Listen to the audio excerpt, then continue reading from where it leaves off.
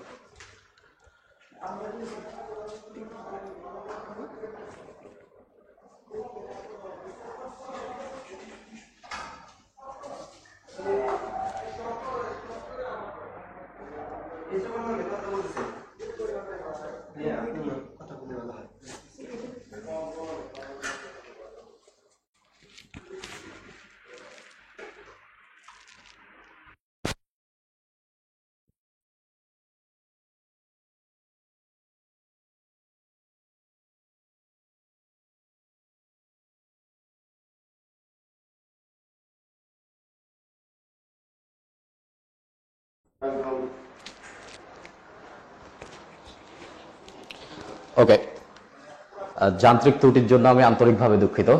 তো আমরা কথা বলতেছিলাম যেটা যে দূরত্ব ইকুয়াল টু দুটি বিন্দুর অবস্থানের পার্থক্য। তাহলে এইখানে আমার দাঁড়িয়েছিলাম আমি 1 নাম্বার থেকে আপনি চিন্তা করেন যে 1 নাম্বার থেকে আপনি -2 তে চলে এসেছেন। 1 নাম্বার থেকে -2, তাহলে আগের তত্ত্ব অনুযায়ী আমি ছিলাম 1 নাম্বারে, চলে আসছি -3 তে। তাহলে আমার একটা অবস্থান 1, একটা অবস্থান -2। তাহলে আমি যদি পার্থক্য করতে চাই, আমি বলেছি পার্থক্য ইকুয়াল টু বড়টা বিয়োগ ছোটটা। তাহলে 1 বড় নাকি -2 বড়? তাহলে অবশ্যই -1 বড়, 1 বড়। তাহলে 1 - -2, সো চলে আসতেছে হচ্ছে 3। দেখেন দূরত্ব 3 একক, 1 2 3, দূরত্ব 3 একক। তার মানে আমরা 1 নাম্বার কথা শিখলাম দূরত্ব ইকুয়াল টু দুটি বিন্দুর অবস্থানের পার্থক্য। এমতো অবস্থায় আমি আপনাকে যদি একটু এইভাবে বলি যে এইখানে আপনি 1 নাম্বার বিন্দুতে দাঁড়িয়েছিলেন, 1 নাম্বার বিন্দুতে আপনি দাঁড়িয়েছিলেন, এইখান থেকে আপনি 2 একক ডান দিকে যেতে চান, 2 একক ডান দিকে যেতে চান। আমি বলছি আপনাকে একটা অবস্থান বলে দিছি 1, আমি বলেছি এইখান থেকে আপনি 2 একক ডানে যেতে চান। কোশ্চেন হচ্ছে আপনার বিন্দুটা কত হবে 2 একক ডানে যেতে চাইলে। তাহলে দেখেন আমি ছিলাম 1 নাম্বারে, আমি 2 একক ডানে যাব, 2 একক ডানে যাব, 1 2, তার মানে আমার অবস্থান হবে 3। এখন বলেন তো 1 থেকে 2 কি করলে 3 আসে? তাহলে অবশ্যই 1 থেকে আমরা 2 যোগ করছি, 3 চলে আসছে। তার মানে আমি একটা বিন্দু বলে দিছি, আমি একটা দূরত্ব বলে দিছি, আর একটা বিন্দু বের করে ফেলেছি। এখন আমি কোশ্চেন করি, আমার বাস্তব সংখ্যা রেখায় আমি যত ডান দিকে যেতে থাকবো তত ভ্যালু আস্তে আস্তে বৃদ্ধি পাইতে থাকবে। আর যদি বৃদ্ধি পায় তাহলে বৃদ্ধি মানে হচ্ছে যোগ। তার মানে আমরা যদি ডান দিকে যাই তাহলে যোগ করব, এর মানে হচ্ছে বাড়লে যোগ করব। তাহলে 2 নাম্বার ইনফরমেশন বাড়লে যোগ করব। 1 নাম্বার ইনফরমেশন ছিল দূরত্ব ইকুয়াল টু দুটি বিন্দুর অবস্থানের পার্থক্য। 2 নাম্বার ইনফরমেশন ছিল বাড়লে যোগ করব। এবার 3 নাম্বার অবস্থান চিন্তা করেন।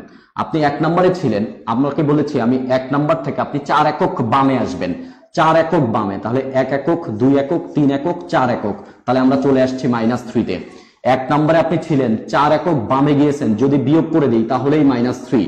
এখন দেখেন বাস্তব সংখ্যা রেখায় আপনি যত বাম দিকে যাচ্ছেন ভ্যালু আস্তে আস্তে তত কি হচ্ছে, কমতেছে। আর কমা মানে কি, বিয়োগ, এর মানে হচ্ছে কমলে বিয়োগ। তার মানে এইখান থেকে আমরা একটা জিনিস সিদ্ধান্ত নিলাম যে দূরত্ব ইকুয়াল টু দুটি বিন্দুর অবস্থানের পার্থক্য। 2 নাম্বার যে সিদ্ধান্ত নিলাম, 2 নাম্বার সিদ্ধান্ত নিলাম হচ্ছে বাড়লে যোগ কমলে বিয়োগ, বাড়লে যোগ কমলে বিয়োগ। তার মানে কোশ্চেন আমাদের যেটাই আসুক আমরা এই 3 লাইন করব, এই 3 লাইন করব। 1 নাম্বার লাইন দূরত্ব ইকুয়াল টু দুটি বিন্দুর অবস্থানের পার্থক্য, দূরত্ব ইকুয়াল টু দুটি বিন্দুর অবস্থানের পার্থক্য। 2 নাম্বার লাইন বাড়লে যোগ করব কমলে বিয়োগ করব, বাড়লে যোগ করব কমলে বিয়োগ করব। তাহলে কোশ্চেন যেটাই আসুক আমরা এই কয় লাইন করার ট্রাই করব। তাহলে টাইপ 1 আমরা শুরু করতেছি। টাইপ 1 মধ্যবিন্দু নির্ণয়, মধ্যবিন্দু নির্ণয়, এটা ছিল আমাদের মোটামুটি সবচেয়ে সহজ অঙ্ক, পারে না এমন কোনো লোক নাই। তাহলে ধরে নিচ্ছি আমার দুইটা বিন্দু 1 2, আর একটা বিন্দু আমি বলেছি 5 5 10। আমার কোশ্চেন হচ্ছে এই দুইটা বিন্দুর মধ্যবিন্দু কত, এই দুইটা বিন্দুর মধ্যবিন্দু, একটা বিন্দু হচ্ছে 1 2 আর একটা হচ্ছে 5 10, এদের মধ্যবিন্দু। আমরা এই অঙ্ক খুবই ভালো পারতাম, তাহলে খুবই ভালো পারতাম, সেটা হচ্ছে 2টা যোগ করে 2 দিয়ে ভাগ করে দিতাম, ভুজ যোগ 2 দিয়ে ভাগ, কোটি কোটি যোগ 2 দিয়ে ভাগ, উত্তর চলে আসতো। এই সহজ অঙ্কটাকে আমরা এত সহজে করব না, এই অঙ্কটাকে আমরা একটু কঠিন করে ফেলি। আমি যদি আপনাকে কোশ্চেন করি দূরত্ব মধ্যবিন্দু মোট দূরত্বকে কি করে, কয় ভাগ করে, তাহলে অবশ্যই 2 ভাগ করে। এবং এই 2 ভাগ সমান না অসমান, যেহেতু মধ্যবিন্দু সেহেতু দূরত্ব সমান হবে। তাহলে চলে আসি আমরা 1 থেকে 5, আমার 1 নাম্বার ইনফরমেশন ছিল দূরত্ব ইকুয়াল টু দুটি বিন্দুর অবস্থানের পার্থক্য। আমরা শুধু ভুজ হিসাব করি, 1 থেকে 5 দূরত্ব কত, তাহলে পার্থক্য 4, তার মানে দূরত্ব ইকুয়াল হচ্ছে 4।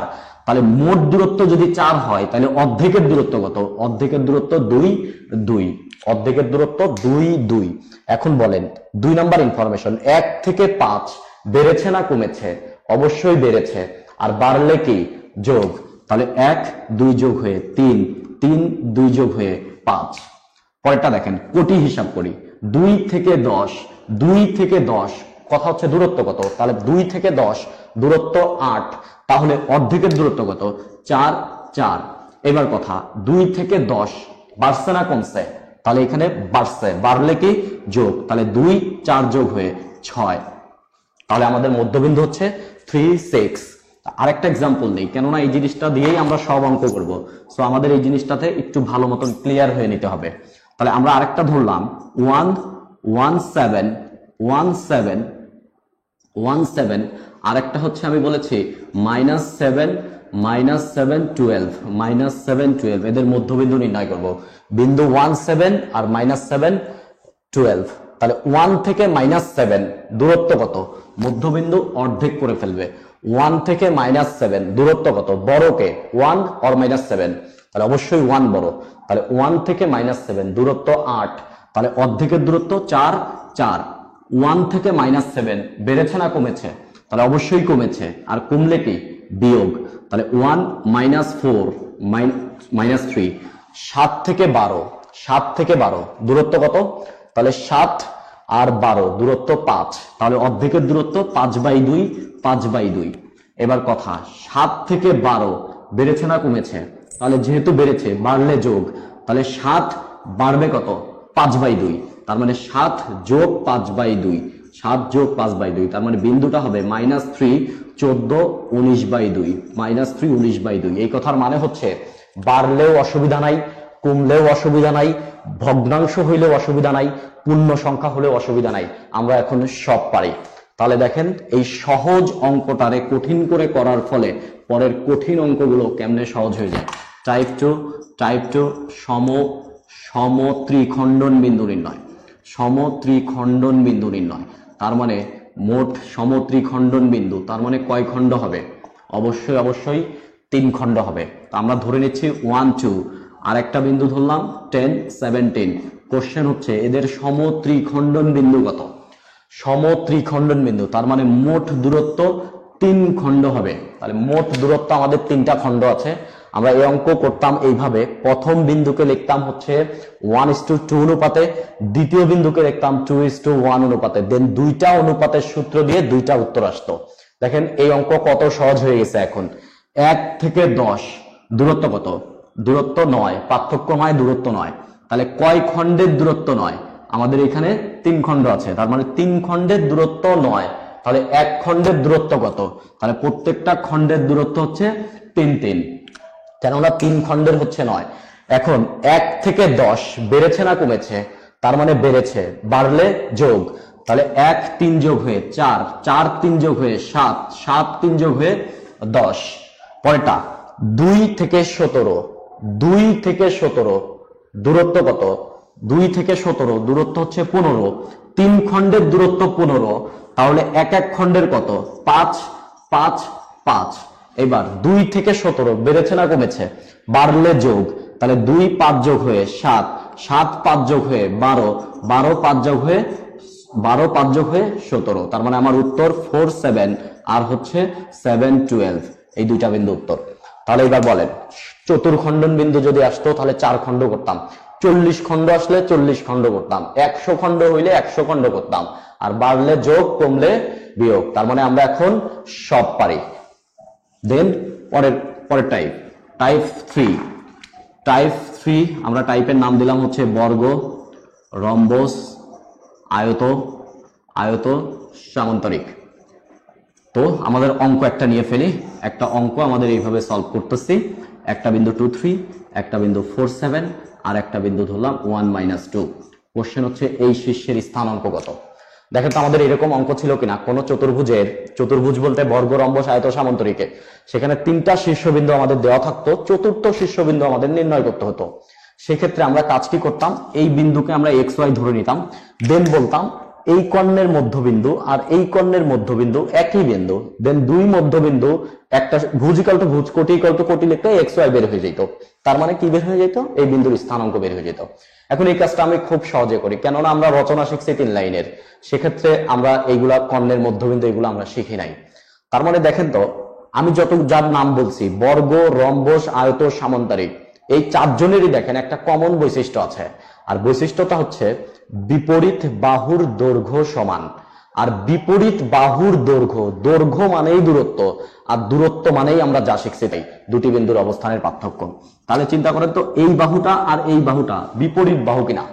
তার মানে এই দূরত্ব আর এই দূরত্ব সেম হবে। তাহলে নিচের দূরত্ব হিসাব করি। প্রথমে ভুজ 2 থেকে 4 দূরত্ব কত? 2। বাড়ছে না কমছে? বাড়ছে।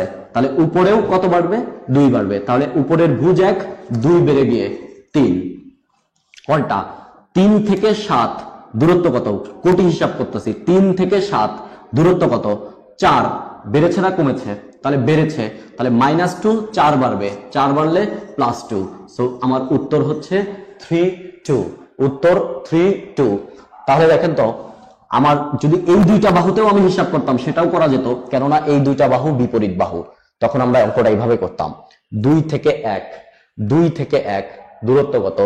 1। কমেছে, তাহলে 4 থেকে 1 কমে 3। এইখানে 3 থেকে -2 দূরত্ব 5। কত কমেছে? 5 কমে গেছে। 3 থেকে -2 5 কমে গেছে, তাহলে 7 থেকে 5 কমে 2। তার মানে যে কোনো বিপরীত বাহু ধরলেই অঙ্কটা সলভ করা যাবে। একই টাইপের মধ্যে আমরা আরেকটা এক্সাম্পল দিই।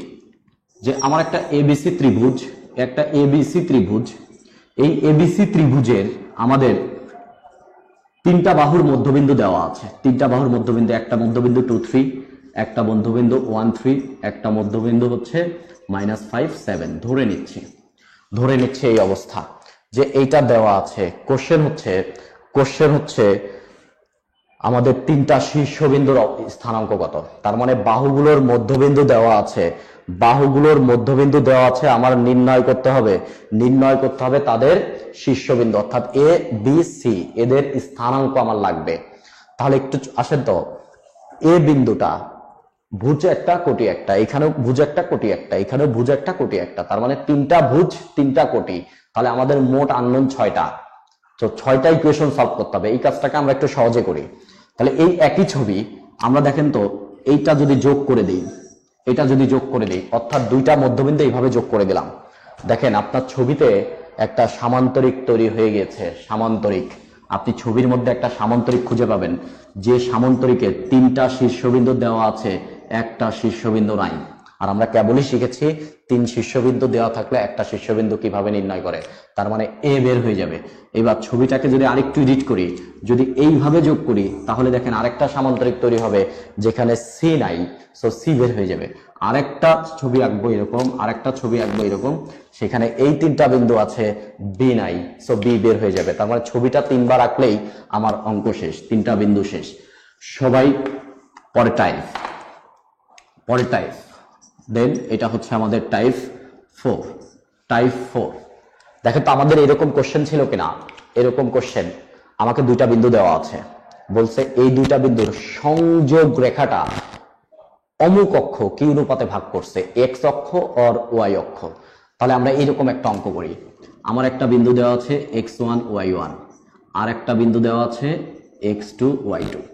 দেখেন কথা খেয়াল করেন, আপনি কোশ্চেন পড়বেন, কোশ্চেন পড়ার আগেই আপনি উত্তর বলবেন, কোশ্চেন পড়ার আগেই উত্তর হয়ে যাবে। একটু খেয়াল করি আমরা।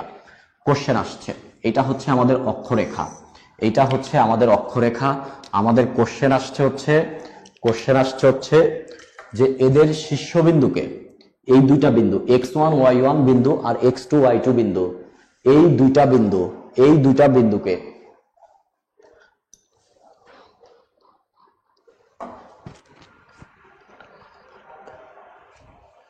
ওকে, তাহলে আমাদের 2টা বিন্দু, একটা বিন্দু x1 y1 আর একটা বিন্দু হচ্ছে x2 y2। কোশ্চেন হচ্ছে এদের সংযোগ রেখাকে x অক্ষ কি অনুপাতে ভাগ করছে। তাহলে দেখেন তো আমি যে সংযোগ রেখাটা টেনেছি, এই সংযোগ রেখাটা দেখেন 2টা ভাগে ভাগ হয়ে গেছে, এটা একটা ভাগ, নিচের দিকে একটা ভাগ। এই 2 ভাগের অনুপাত কত এটা আমাদের নির্ণয় করতে হবে। আমি ধরে নিচ্ছি এই ভাগটা হচ্ছে m1 আর এই ভাগটা হচ্ছে m2, তার মানে আমাদের নির্ণয় করতে হবে m1/m2, মানে অনুপাতটা কত, এটা হচ্ছে আমাদের নির্ণয় করতে হবে। এটা হচ্ছে আমাদের কোশ্চেন। তাহলে দেখেন এই অঙ্ক আমরা কিভাবে করতাম, আমরা অনুপাতটা ধরে নিতাম m1 m2, দেন আমরা লিখতাম অনুপাতের সূত্র, প্রথম অনুপাত দ্বিতীয় ভুজ, দ্বিতীয় অনুপাত প্রথম ভুজ, অনুপাত দ্বয়ের যোগফল। তারপরে আমরা বলতাম যেহেতু এক্স অক্ষ, সেহেতু এক্স অক্ষের উপর কোটি শূন্য, দেন আমরা ওয়াই কে শূন্য লিখতাম, শূন্য লিখলে একটা সরল করলে m1/m2 বের হয়ে যেত। এখন দেখেন অঙ্কটাকে আমরা খুব সহজে করার ট্রাই করি। আমরা এই বিন্দু থেকে অক্ষের উপর একটা লম্ব টানলাম, অক্ষের উপর লম্ব, দেখেন তো এই বিন্দুর স্থানাঙ্ক কত, x1 y1, তার মানে এইটুকু হচ্ছে x1 ভুজ আর এইটুকু হচ্ছে y1 কোটি। তাহলে বলেন তো আমাদের লম্বের দৈর্ঘ্যটা কত হবে, লম্বের দৈর্ঘ্যটা হবে y1, কেননা x অক্ষের উপর লম্ব কোটির সমান। দ্বিতীয় বিন্দু থেকে যদি আমি x অক্ষের উপর লম্ব টানি, তাহলে এইটা হবে হচ্ছে y2। দেখেন তো আমাদের ছবির মধ্যে আমরা 2টা ত্রিভুজ পাচ্ছি কিনা, 2টা ত্রিভুজ পাওয়া যাচ্ছে। এই 2টা ত্রিভুজের দেখেন আমি যেহেতু লম্ব টেনেছি সেহেতু হচ্ছে 90 ডিগ্রি, তো 2টা কোণ সমান। এইখানে দেখেন আমরা একটা বিপরীত কোণ দেখতে পাচ্ছি, তার মানে ত্রিভুজের 2টা কোণ সমান। আর 2টা কোণ যদি সমান হয় তাহলে 3 নাম্বার কোণ সমান হতে বাধ্য, তার মানে ত্রিভুজ 3টা কোণই সমান। এখন কোশ্চেন হচ্ছে ত্রিভুজ 2টা কি, তাহলে অবশ্যই ত্রিভুজ 2টা সদৃশ কোণী। আর যেহেতু সদৃশ কোণী সেহেতু অনুরূপ বাহুর অনুপাত কি হবে, সমান হবে। তাহলে দেখেন আমার এইটা m1 বাহু, এইটা m2 বাহু, তাহলে m1 ভাগ m2 ইকুয়াল টু, দেখেন তো y1/y2 লেখা যায় কিনা, তাহলে ইকুয়াল টু y1/y2। এই কথার মানে হচ্ছে আমার কোশ্চেনে 2টা বিন্দুই দেওয়া আছে, 2টা বিন্দু দেওয়া আছে মানে 2টা কোটি দেওয়া আছে, আর 2টা কোটি দেওয়া আছে মানে আমার উত্তর দেওয়া আছে। তাহলে এক্স অক্ষ যদি কোটির অনুপাতে ভাঙে, তাহলে আপনি বলেন তো, আমি 2টা বিন্দু লিখি 2 3 আর হচ্ছে 5 7, এই বিন্দুদ্বয়ের সংযোগ রেখাকে এক্স অক্ষ কি অনুপাতে ভাগ করছে, তাহলে বলেন কত, 3:7, কেননা 2টা কোটি 3 আর 7। তাহলে কোশ্চেন দেখার আগেই আমরা এখন উত্তর বলে ফেলবো। তাহলে এইবার সবচেয়ে একটা কঠিন কোশ্চেন করি, সবচেয়ে কঠিন কোশ্চেন, এক্স অক্ষ যদি কোটির অনুপাতে ভাগ করে তাহলে ওয়াই অক্ষ কার অনুপাতে ভাগ করবে? তাহলে ওয়াই অক্ষ অবশ্যই অবশ্যই কার অনুপাতে ভাগ করবে? ভুজের অনুপাতে ভাগ করবে। ভুজের অনুপাতে ভাগ করবে। এটা ওয়াই অক্ষ, এটা ওয়াই অক্ষ ভুজের অনুপাতে ভাগ করবে। তার মানে 3 2 আর হচ্ছে 5 7 এই বিন্দুদ্বয়ের সংযোগ রেখাকে যদি কোশ্চেন করি ওয়াই অক্ষ কি অনুপাতে ভাগ করছে, তাহলে আমরা সাথে সাথেই বলবো 3:5 অনুপাতে ভাগ করছে, ভুজের অনুপাতে ভাগ করছে। তার মানে এখন আর আমাদের কোশ্চেন সলভ করারই দরকার নাই, কেননা কোশ্চেনের উত্তর দেওয়া আছে আর আমরা খুব ভালো মতন বুঝছি। ভালো মতন বুঝে আমরা কোশ্চেন দেখে দেখে উত্তর বলবো, কোশ্চেন দেখে দেখেই আমরা উত্তর বলবো। ওকে, এইবার একটু খেয়াল রাখেন তো, এখন আমরা বলে ফেলতেছি যে আমাদের অনুপাতটা কেমন হচ্ছে, অন্তর্বিভক্ত হচ্ছে নাকি বহির্বিভক্ত হচ্ছে, এটা কিন্তু আমরা এখনো বলতে পারতেছি না, বাট অনুপাতটা কত হবে এটা আমরা খুব ভালো মতন বুঝতেছি। তো আমাদের এখন টার্গেট যে আমরা শুধুমাত্র এখন অনুপাতই বলবো না, এই ভাগটা অন্তর্বিভক্ত হয়েছে নাকি বহির্বিভক্ত হয়েছে সেটাও আমরা খুব ক্লিয়ারলি বলে দিব। তাহলে দেখেন তো, দুইটা বিন্দুর সংযোগ রেখাকে যদি অন্তর্বিভক্ত করতে হয় তাহলে অবশ্যই অবশ্যই অক্ষটাকে দুইজনের ভিতর দিয়ে যাইতে হবে। তাহলে আমাদের ছবিতে দেখেন তো দুইটা বিন্দু ছিল x1 y1 আর x2 y2, x1 y1 আর x2 y2, এদের সংযোগ রেখা অবশ্যই ভিতর দিয়ে ভাগ হইছে, তার মানে অন্তর্বিভক্ত হইছে। যদি বহির্বিভক্ত হতো তাহলে বাইরে দিয়ে অক্ষ যেত। যদি অন্তর্বিভক্ত হয় তাহলে দেখেন তো একটা দূরত্ব হয় অক্ষের উপরের দিকে আর একটা দূরত্ব হয় অক্ষের নিচের দিকে। তাহলে বলেন অক্ষের উপরের সব দূরত্ব হচ্ছে ধনাত্মক আর অক্ষের নিচের সব দূরত্ব হচ্ছে ঋণাত্মক। তাহলে একটা ধনাত্মক দূরত্বকে যদি একটা ঋণাত্মক দূরত্ব দিয়ে ভাগ করে দিই তাহলে আলটিমেট রেজাল্ট কত হবে? অবশ্যই অবশ্যই ঋণাত্মক। তার মানে এখানে একটা নোট লেখেন যে অনুপাত যদি ঋণাত্মক হয় তাহলে অন্তর্বিভক্ত হবে, অনুপাত যদি ঋণাত্মক হয় তাহলে অন্তর্বিভক্ত হবে। এবার কঠিন একটা কোশ্চেন যে অনুপাত যদি ধনাত্মক হয় তাহলে কি হবে? তাহলে অনুপাত যদি ধনাত্মক হয় তাহলে অবশ্যই অবশ্যই বহির্বিভক্ত হবে। তাহলে আমরা একটা কোশ্চেন নেই, -2 3 ও 5 7 বিন্দুদ্বয়ের সংযোগ রেখাকে ওয়াই অক্ষ কি অনুপাতে কিভাবে ভাগ করছে? তাহলে ওয়াই অক্ষ ভাগ করা হচ্ছে ভুজের অনুপাতে, ভুজ, তাহলে ভুজ আছে -2/5, তাহলে আমার অনুপাতটা ধনাত্মক না ঋণাত্মক? আমার অনুপাতটা ঋণাত্মক, অনুপাত যেহেতু ঋণাত্মক সেহেতু অন্তর্বিভক্ত। বাট অনুপাত বলবো আমি 2:5, অনুপাতে আমি চিহ্ন বলবো না, চিহ্ন আছে দেখেই তো অন্তর্বিভক্ত, অনুপাতে আমি কোনো চিহ্ন বলবো না, বলবো 2:5 অনুপাতে অন্তর্বিভক্ত। পরেরটা একটু খেয়াল রাখি, যদি বলতাম -2 3 ও 5 7 বিন্দুদ্বয়ের সংযোগ রেখাকে এক্স অক্ষ কি অনুপাতে ভাগ করছে, তখন আমরা বলতাম 3/7 কোটির অনুপাত।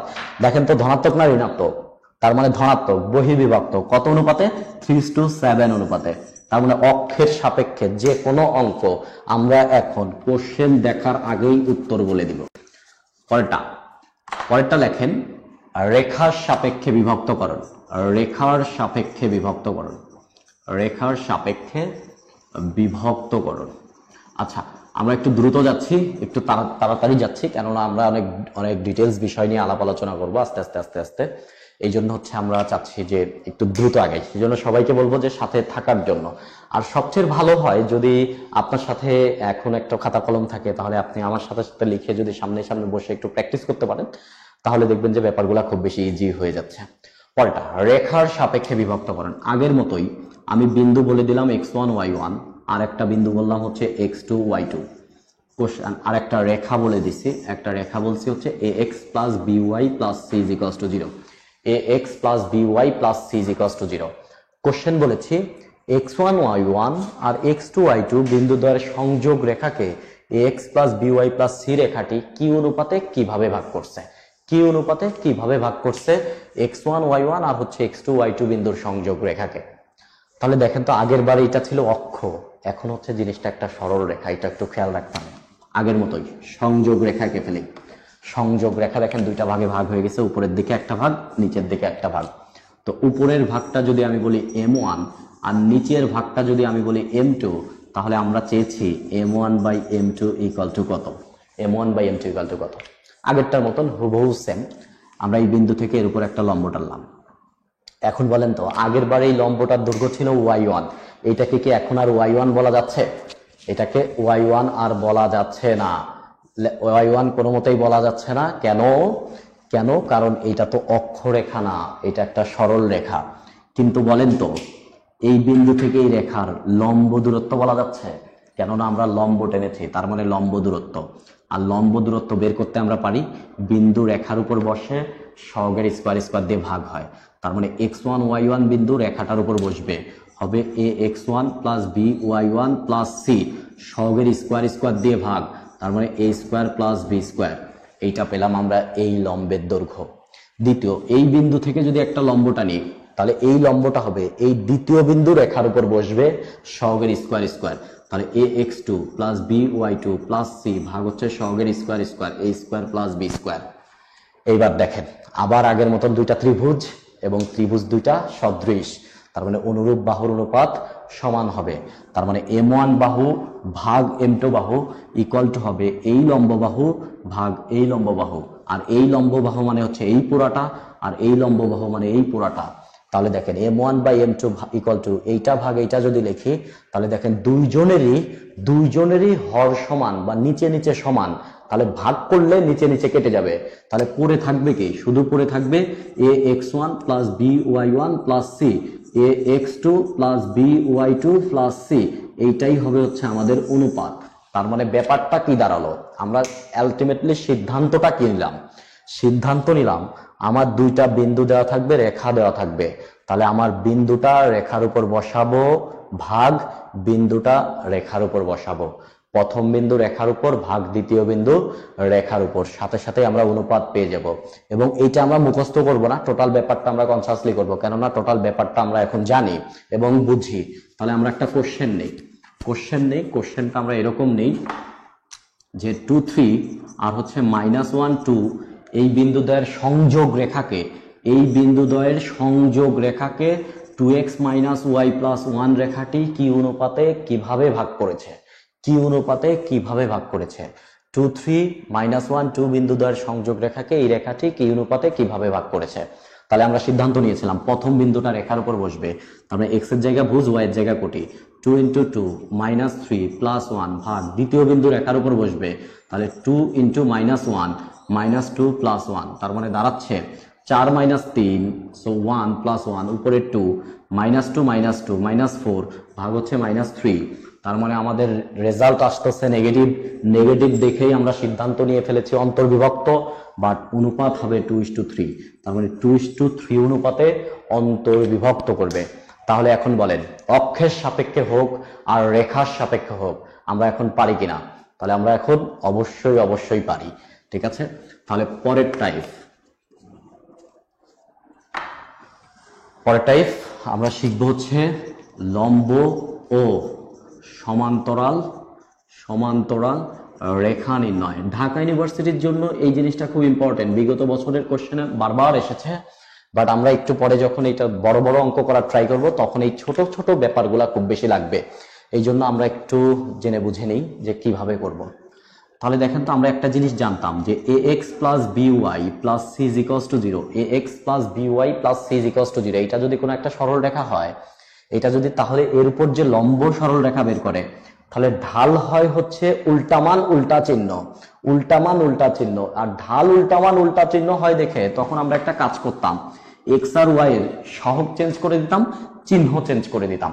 তার মানে আমরা ব্যাপারটা এইভাবে করতাম যে y এর সহগ b এটা x এর সহগে আসতো, x এর সহগ a ওইটা y এর সহগে যেত, মাঝের চিহ্ন প্লাস, মাঝের চিহ্ন দিয়ে দিতাম মাইনাস। তার মানে বিপরীত মান বিপরীত চিহ্ন, তার মানে সহগ চেঞ্জ চিহ্ন চেঞ্জ, দেন প্লাস একটা ধ্রুবক দিতাম = 0।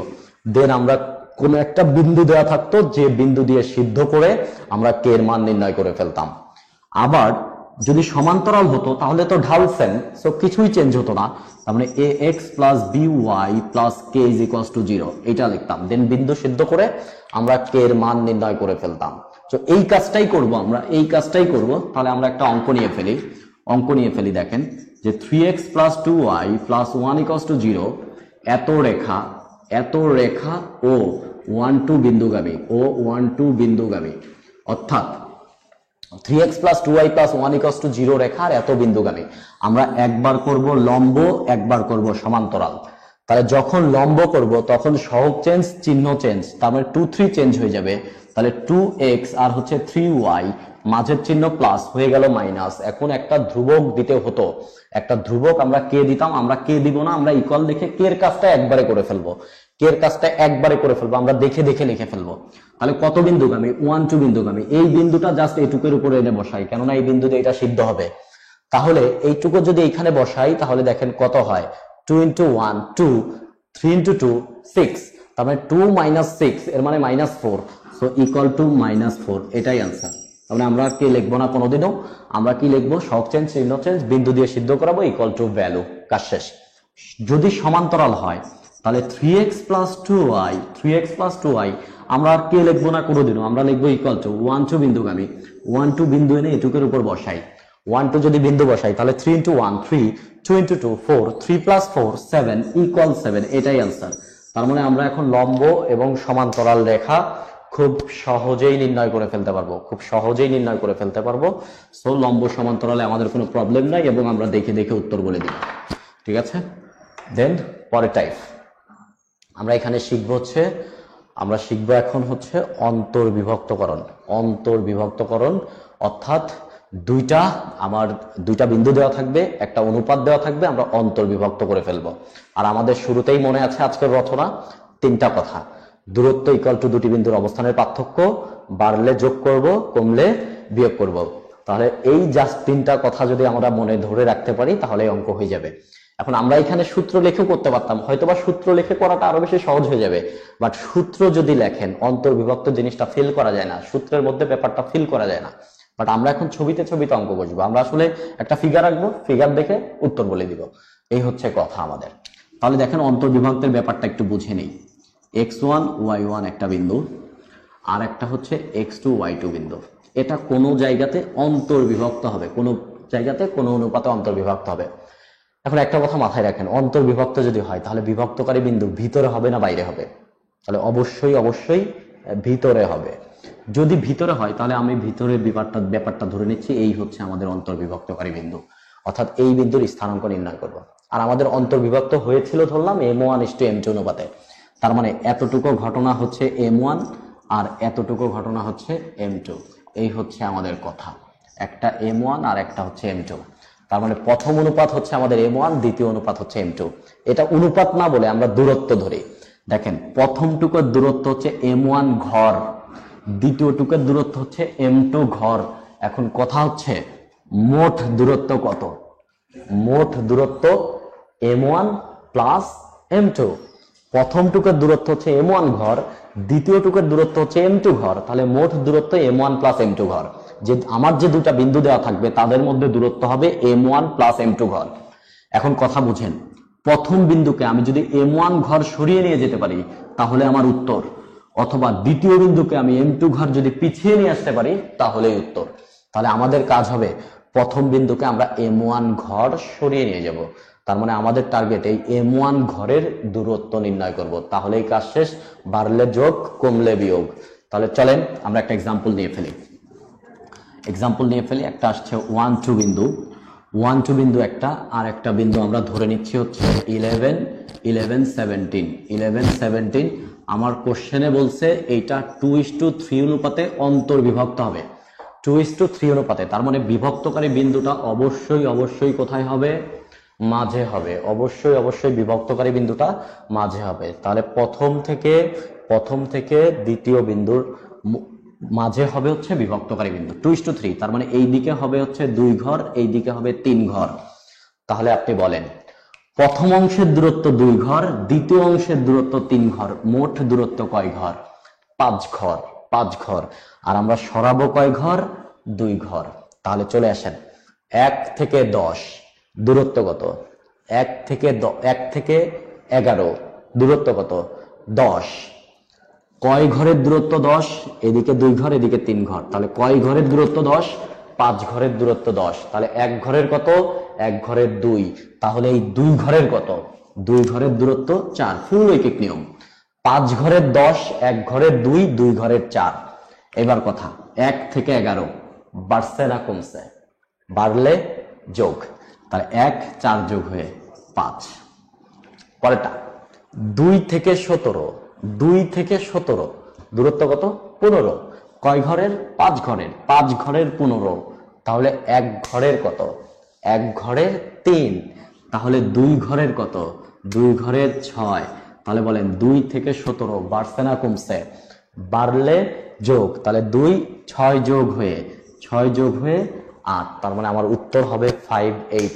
এবং মজার বিষয় দেখেন, আপনি যদি এই অঙ্কটা এইভাবে করেন তাহলে দূরত্বের ব্যাপারে আপনি বুঝতেছেন এবং টোটাল বিন্দুটা কোথায়, কেন এই বিন্দু, কেন এইভাবে হচ্ছে, ব্যাপারটা ফিল করতে পারবেন। যদি আমি লিখি প্রথম অনুপাত দ্বিতীয় ভুজ, দ্বিতীয় অনুপাত প্রথম ভুজ, এখানে আসলে বোঝার কোনো কিছু নাই, সূত্র মুখস্থ হয়ে যায় আমাদের, তাই অঙ্ক করে ফেলি। আমরা এখন থেকে অন্তর্বিভক্ত এইভাবে করব। আর অন্তর্বিভক্ত যদি পারি তাহলে বহির্বিভক্ত আমরা খুব সহজেই করে ফেলতে পারবো। বাসায় জাস্ট বিন্দুটা বাইরে ধরে সবাই এটা একটু প্র্যাকটিস করবে। ওকে, পরের টাইপ এখানে আমরা শিখবো হচ্ছে দুইটা সরলরেখার মধ্যে কোণ নির্ণয়। দুইটা সরলরেখার মাঝে কোণ নির্ণয় করব, ঠিক আছে? তার মানে আমাদের এই অঙ্কটা খুব বেশি ইম্পর্টেন্ট, তো আমরা এটা একটু গুরুত্ব দিব ভালো মতো। দেখেন তো, y = mx + c, এই জিনিসটার সাথে আমরা পরিচিত কিনা? এই জিনিসটা হচ্ছে একটা সরলরেখার সমীকরণ ছিল, y = mx + c। আর এইখানে x এর যে সহগ ছিল, এই সহগটাকে আমরা বলতাম হচ্ছে ঢাল। তার মানে কোনো একটা সরলরেখাকে যদি এই প্যাটার্নে নিয়ে আসতে পারি তাহলে x এর সহগ হবে আমাদের ঢাল। তাহলে দেখেন তো, সরলরেখাটা যদি এরকম হইতো ax + by + c = 0, এটাকে আমি ওই প্যাটার্নে নিয়ে যাব। তার মানে by হবে হচ্ছে -ax - c, তার মানে y হবে হচ্ছে -a/bx - c/b। তাহলে দেখেন x এর সহগ কত হচ্ছে? -a/b, আর এইটাই হবে ঢাল। a ছিল x এর সহগ, b ছিল y এর সহগ, তার মানে ঢাল দাঁড়াচ্ছে -x এর সহগ ভাগ y এর সহগ, অর্থাৎ ঢাল m - x এর সহগ ভাগ হচ্ছে y এর সহগ। তাহলে আমার রেখাটা যদি এরকম হয় 3x + 2y + 1 = 0, তাহলে চোখ বন্ধ করে ঢাল -3/2 -x এর সহগ ভাগ y এর সহগ। তার মানে আমাদের রেখা যেটাই হোক না কেন আমরা দেখে দেখে ঢাল বলতে পারবো, আর ঢাল বলতে পারলেই কোণ বলে ফেলতে পারবো। তাহলে দেখেন, দুইটা সরল রেখা যদি পরস্পরকে ছেদ করে, কোশ্চেন হচ্ছে কোণ তৈরি হবে কয়টা? তাহলে আমরা জানি কোণ তৈরি দেখা যাচ্ছে 4টা, আসলে কোণ তৈরি হয়েছে মূলত 2টা। কেননা এই কোণটা আর এই কোণটা দেখেন সমান, আবার এই কোণটা সমান, কেননা বিপ্রতীপ কোণ। আর এই যে কোণ তৈরি হয়েছে, এই কোণে দেখেন একটা কোণ তৈরি হয়েছে স্থূল কোণ আর একটা কোণ তৈরি হয়েছে সূক্ষ্ম কোণ। তাহলে আমার কোশ্চেনে এরকম বলা থাকবে যে স্থূল কোণ নির্ণয় করো অথবা সূক্ষ্ম কোণ নির্ণয় করো। কাজটা করবো কিভাবে? আমার দুইটা সরলরেখার সমীকরণ দেওয়া আছে, আমি তাদের ঢাল বের করে ফেললাম, m1 m2। খুব সহজেই ঢাল বের করে ফেলতে পারবো, -x এর সহগ ভাগ y এর সহগ, ঢাল বের করে ফেললাম। দেখেন তো, আমাদের এই অ্যাঙ্গেল লেখার একটা সহজ বইতে একটা সূত্র ছিল এরকম, যে tan inverse m1 - m2 1 + m1 m2। দেন এই জায়গায় আবার একটা প্লাস মাইনাস দেওয়া ছিল এবং সাথে একটা শর্ত ছিল যে যদি অমুক হয় তাহলে অমুক চিহ্ন দিলে অমুক কোণ, আর যদি তমুক হয় তাহলে তমুক চিহ্ন দিলে তমুক কোণ। সো এইরকম একটা ব্যাপার লেখা ছিল। একটু ঘটনা খেয়াল করেন তো, আমার কোণের ভ্যালু, যদি আমি এখানে ভ্যালু সলভ করব, ভ্যালু আসার পরে যদি আসছে 75 ডিগ্রি, এটা আমরা দেখে বুঝি না স্থূলকোণ না সূক্ষ্মকোণ? 90 ডিগ্রির কম হলে স্থূলকোণ, 90 ডিগ্রিতে বড় হলে সূক্ষ্মকোণ। তার মানে আমরা দেখেই তো বুঝবো আসছে স্থূলকোণ না সূক্ষ্মকোণ। এখন বলেন তো, আমার চলে আসছে স্থূলকোণ, চেয়েছে সূক্ষ্মকোণ, তাহলে একটু ব্যাপার দেখেন তো, আমার সরল রেখার পুরো অ্যাঙ্গেলটা কত ডিগ্রি? 180 ডিগ্রি। তাহলে এটা যদি স্থূলকোণ হয় তাহলে এটা হবে 180 - থিটা, আবার এইটা যদি থিটা হয় তাহলে এটা হবে 180 - থিটা।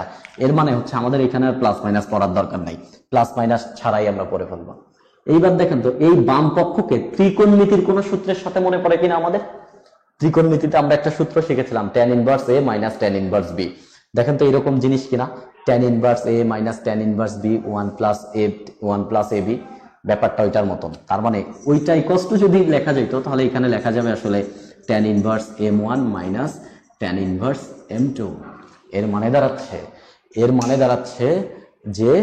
মানে দাঁড়াচ্ছে আমরা এইটা, এই লাইনকে লিখলে ত্রিকোণমিতিতে এই লাইন আসতো, তো এই লাইনকে এইটা দেখা যাবে। এবার বলেন, উপরের লাইন মনে রাখা সহজ নাকি নিচের লাইন মনে রাখা সহজ? তার মানে আমরা আর উপরের লাইন পড়বো না, উপরের লাইন ভুলে গেছি। আমরা এখন শিখছি tan inverse ঢাল - tan inverse ঢাল। এখন যদি বলেন বড়টা ছোটটা আঁকপাঁচ হয়ে গেলে ধনাত্মক ঋণাত্মকে প্রবলেম হয়ে যাবে, তার মানে আমরা একটা মডুলাস দিয়ে ফেলি, কেননা 3-2 আর 2-3 একই কথা, চিহ্নে পার্থক্য, আমরা মডুলাস দিয়ে ফেলবো। তার মানে আমরা শিখলাম angle equal to tan inverse ঢাল মাইনাস tan ইনভার্স ঢাল। ওকে, তাহলে আমাদের একটা কোশ্চেন নিয়ে ফেলি।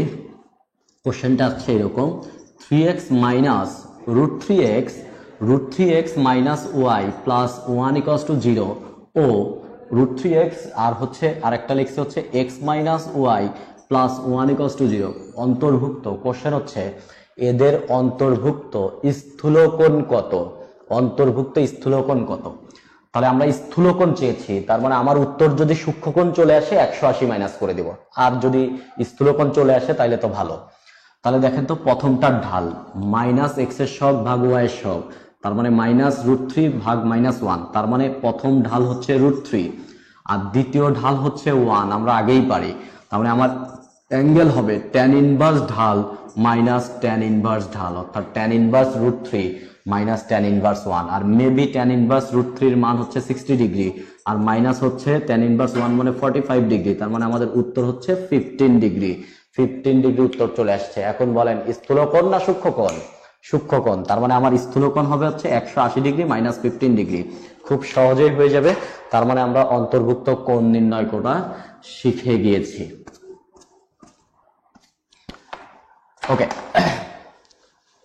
দেন ঠিক আছে, আমরা একটু ব্রেক নিচ্ছি, 1 মিনিটের একটা ব্রেক নিচ্ছি।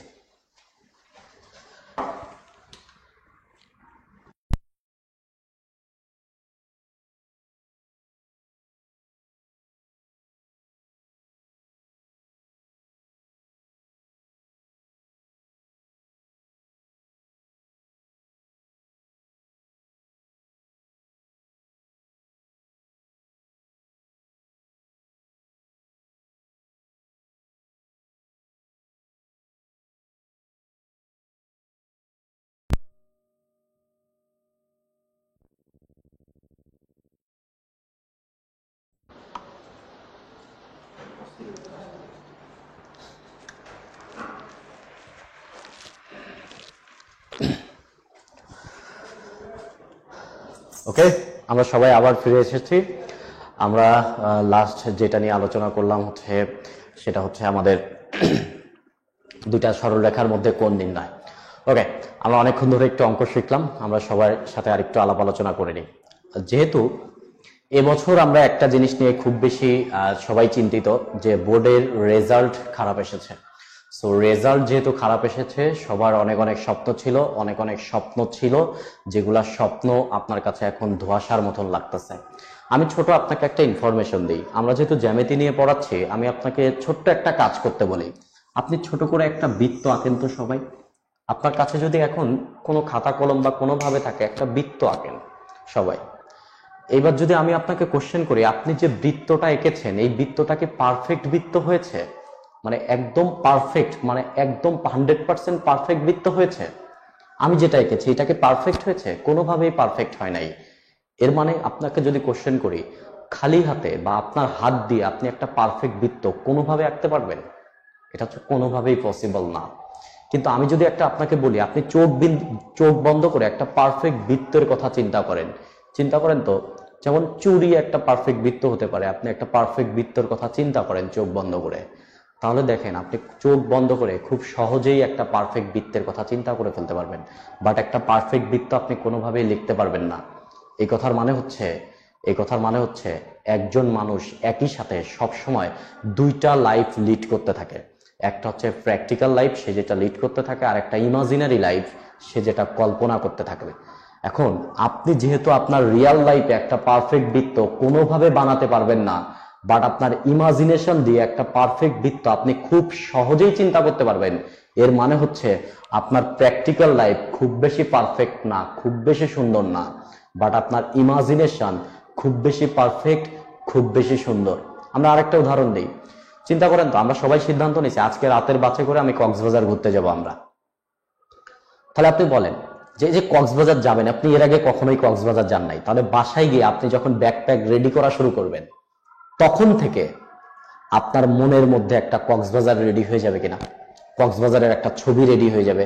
এবং আপনি যখন বাসে করে যাচ্ছেন তখন দেখবেন ভাবতে ভাবতে যাচ্ছেন যে আপনি কক্সবাজারের বিচে হেঁটে বেড়াচ্ছেন, বসে ডাব খাচ্ছেন, ঘুরে বেড়াচ্ছেন, এইরকম জিনিসগুলো আপনি চিন্তা করতে করতে যাবেন। That is called imagination.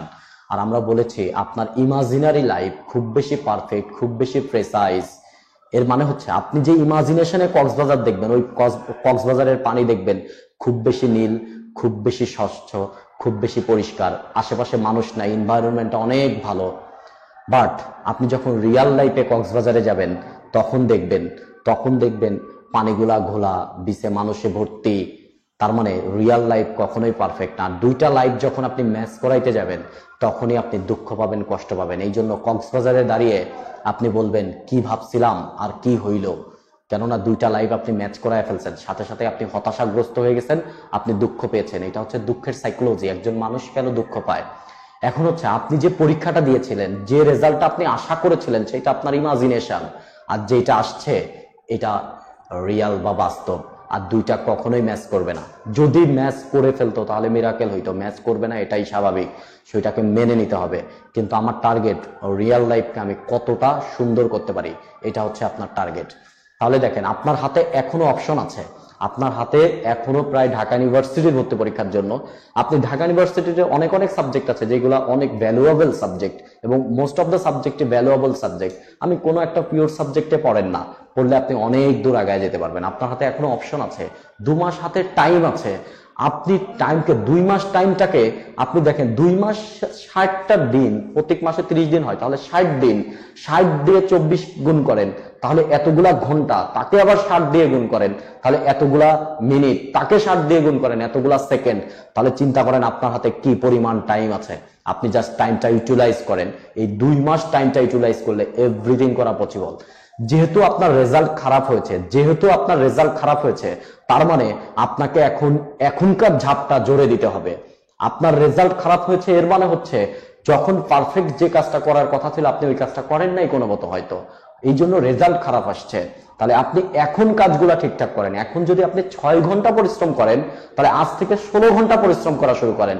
এখনো সম্ভব হতে পারে আপনি গোল্ডেন এ প্লাস পান নাই, রেজাল্ট আপনার খারাপ এসেছে, তার মানে ঢাকা ইউনিভার্সিটির যে মার্কিং এ রেজাল্টের উপর মার্ক আছে, এটা 80 আপনি 72 পেয়েছেন, তার মানে হয়তোবা আপনার 8 মার্ক কম আছে বা 10 মার্ক বেশি কম আছে।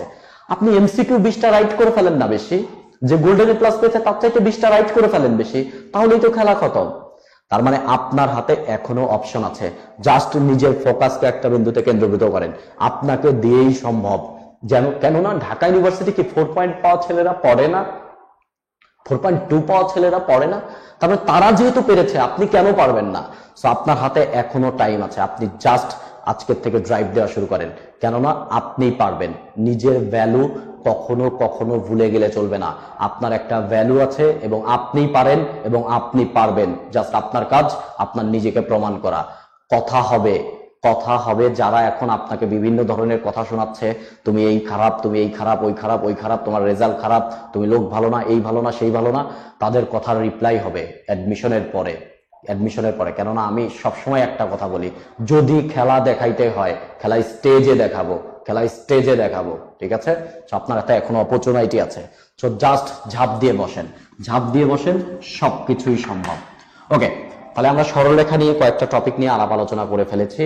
এখন আমরা সরলরেখা থেকে আরেকটা বিষয় নিয়ে আলোচনা করব, সেটা হচ্ছে বিম্ব বা প্রতিবিম্ব। কথা বুঝেন? আপনাকে যদি আমি কোশ্চেন করি, বলেন তো আপনার সাপেক্ষে আয়নার বিম্ব হয় নাকি আয়নার সাপেক্ষে আপনার বিম্ব হয়? কথা হচ্ছে বিম্বটা কার? বিম্বটা আমার। কার সাপেক্ষে? আয়নার সাপেক্ষে। তার মানে এই কথার মানে হচ্ছে যার সাপেক্ষে, কথা লিখে রাখেন, যার সাপেক্ষে সে হবে আয়না। যার সাপেক্ষে সে হবে আয়না। অর্থাৎ কোশ্চেনে যদি কোনো মতন দেখে ফেলে যে অমুকের সাপেক্ষে, সাথে সাথেই বুঝবো অমুক হবে আয়না। তাহলে কেস 1 আমরা কেস 1 পড়বো। কেস 1 হচ্ছে অক্ষের সাপেক্ষে বিম্ব।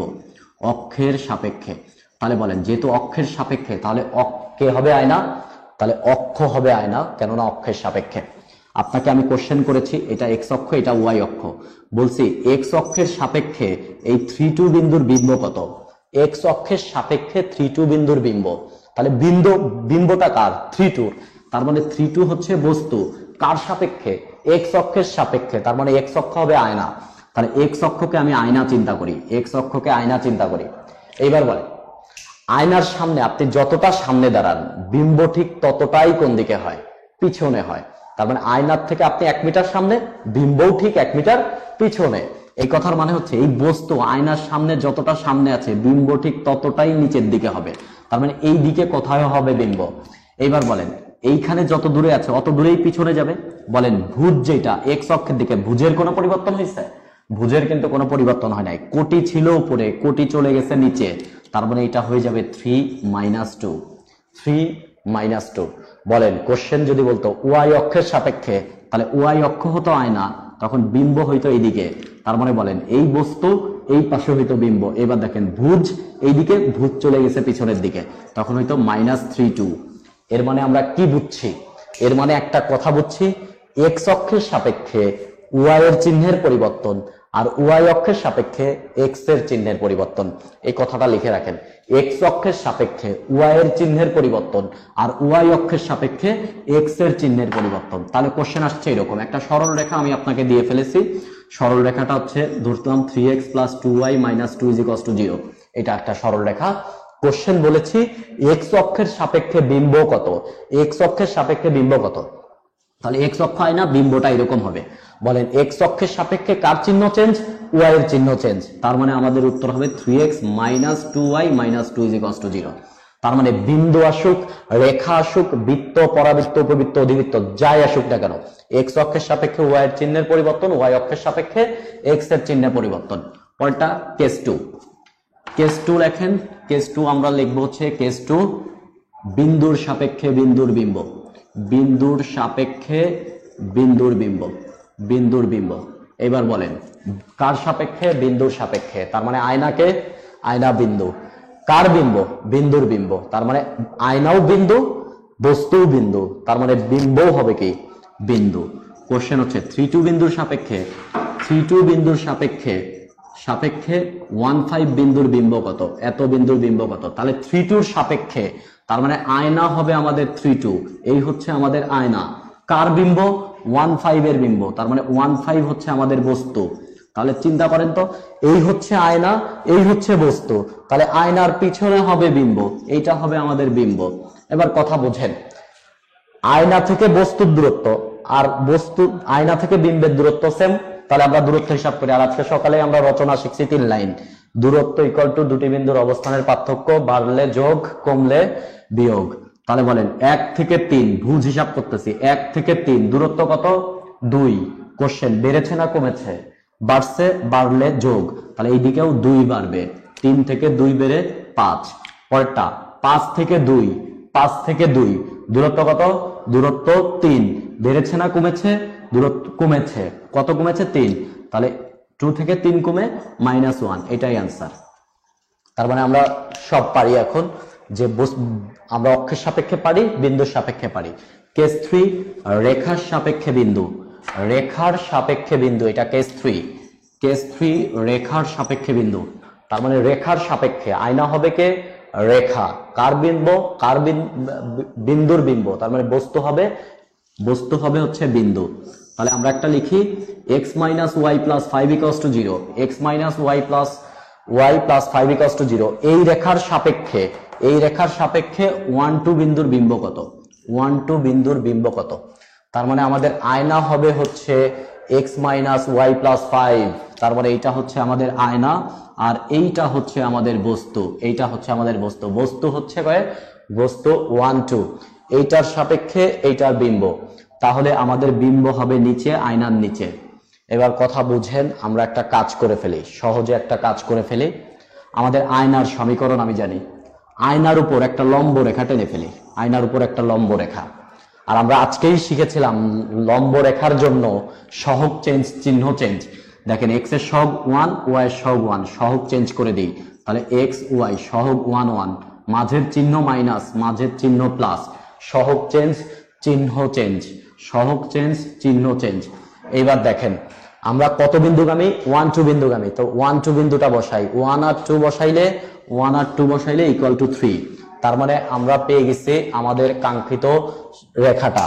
তাহলে দেখেন আমার একটা রেখা আছে হচ্ছে x minus Y equals to 5 plus 5 equals to 0, আর একটা হচ্ছে x plus Y equals to 3। এটাকে আমরা এইটা ইকুয়ালস টু 0 লিখতে পারি, ঠিক আছে। 3টাকে এই পাশে নিয়ে আসলাম -3। দেখেন তো আমরা এই ছেদবিন্দুটা নির্ণয় করে ফেলতে পারি কিনা। ছেদবিন্দুটা খুব সহজেই নির্ণয় করে ফেলতে পারি। ছেদবিন্দু দেখেন দুইটা যোগ করেন, 2x প্লাস 2 ইকুয়ালস টু 0, তার মানে x ইকুয়ালস টু -1।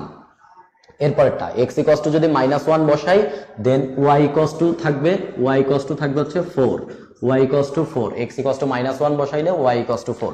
তার মানে আমাদের ছেদবিন্দুটা পাচ্ছি -1 4। এইবার কথা বুঝেন, এই রেখার সাপেক্ষে এই বিন্দুর বিম্ব আর এই যে ছেদবিন্দুটা আসছে, এই ছেদবিন্দুর সাপেক্ষে এই বিন্দুর বিম্ব একই হবে না আলাদা হবে? কেননা বিন্দুটা তো আয়নার উপরে, তার মানে অঙ্ক আর রেখার সাপেক্ষে নাই, অঙ্ক হয়ে গেছে বিন্দুর সাপেক্ষে।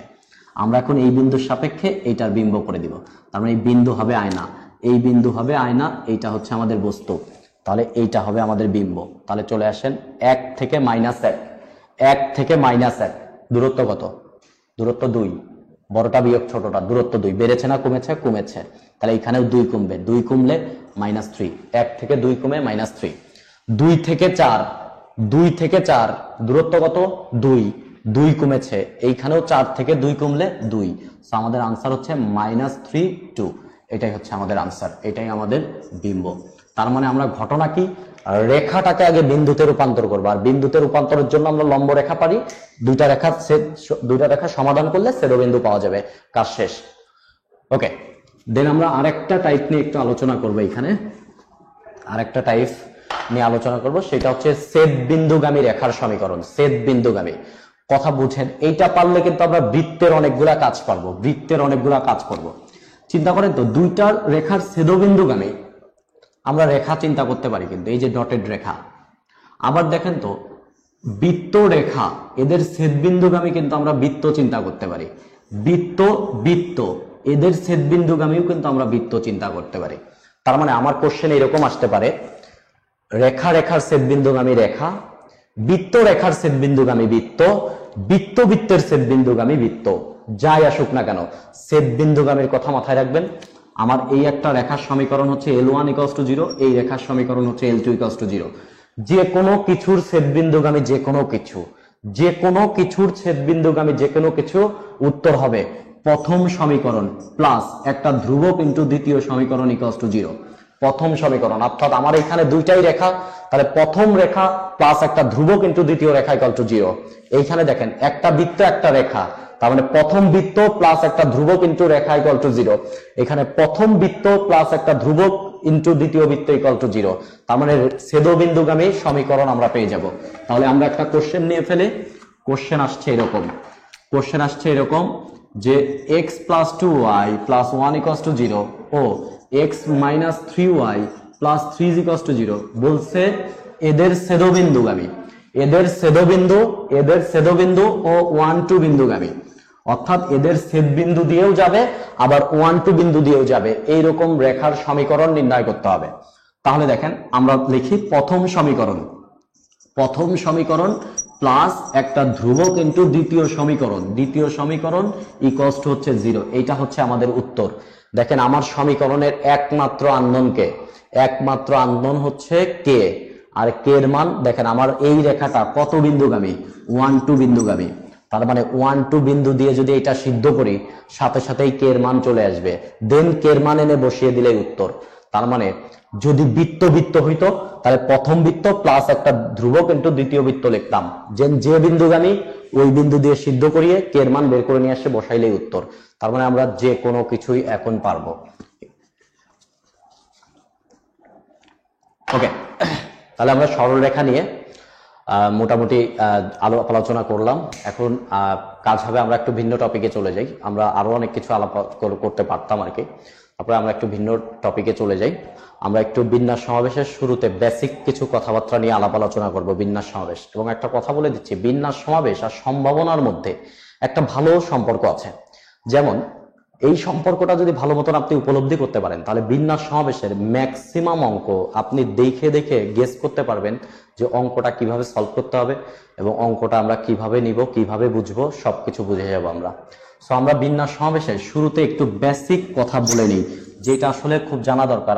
আমি নিজেও যখন অঙ্ক করতাম ইন্টারমিডিয়েটে, তখন এরকম হইতো যে একটা অঙ্ক বিন্যাস অধ্যায় থেকে আসছে, তার মানে এটা বিন্যাস, আর এটা সমাবেশ অধ্যায় থেকে আসছে, তার মানে সমাবেশ। অধ্যায় দেখে আমি অঙ্ক বুঝতাম, কিন্তু একটা অঙ্ক দেখে আমি কোনোভাবেই বুঝতাম না এটা বিন্যাস না সমাবেশ। তাহলে প্রথমে আমরা এই জিনিসটা ক্লিয়ার করব, কোনো একটা অঙ্ক বা কোনো একটা কিছু কেন বিন্যাস হবে, কেন সমাবেশ হবে, এবং আমরা কিভাবে বুঝবো এটা বিন্যাস এটা সমাবেশ। দেখেন, আমরা কয়েকটা উদাহরণ লিখি। আমি একটা শব্দ লিখলাম ওয়ার্ক, একটা নাম্বার লিখলাম 75, একটা ত্রিভুজ লিখলাম ABC, আর একটা সরল রেখা লিখলাম AB। টোটাল আমরা 4টা জিনিস লিখলাম। এই 4টা জিনিস দিয়ে আমরা বিন্যাস ও সমাবেশের পার্থক্য করব। দেখেন তো, এই ABC কে কিন্তু আমরা কিন্তু ত্রিভুজ অফ ABCও লিখতে পারি, আর AB রেখাকে আমি কিন্তু ABও লিখতে পারি। এবার চলে আসেন শব্দ ওয়ার্ক। এটা একটা শব্দ 4টা বর্ণ নিয়ে গঠিত। 4টা বর্ণকে WORK, WORK, 4জন। এই 4জনকে 4টা মানুষ চিন্তা করি, একজনের নাম W, একজনের নাম O, একজনের নাম R, আরেকজনের নাম K। পাশাপাশি বসছে, শব্দ গঠন হয়ে গেছে ওয়ার্ক। কিন্তু আমি বলছি এই 4জন মানুষকে আমি একটু নতুন করে সাজাই। নতুন করে সাজাই বলতে আমি বলছি W ভাই তোর আগে আসার দরকার নাই, আগে R আসুক, তারপরে K, তারপরে O, তারপরে W। অর্থাৎ এই 4জন মানুষ কিন্তু নতুন কেউ আসে নাই, মানুষ 4জনই আছে, শুধু নতুন করে সাজিয়েছে। এইবার বলেন, এদেরকে কি আর ওয়ার্ক বলা চলবে? ওয়ার্ক বলা চলবে না, কেননা অর্থের পরিবর্তন হয়ে গেছে, জিনিসটা আর ওয়ার্ক নাই, অর্থের পরিবর্তন হয়ে গেছে। পরেরটা দেখেন, একটা নাম্বার 75, আমি বললাম 7 ভাই তোর আগে আসার দরকার নাই, আগে 5 আসুক, তারপরে 7 আসুক।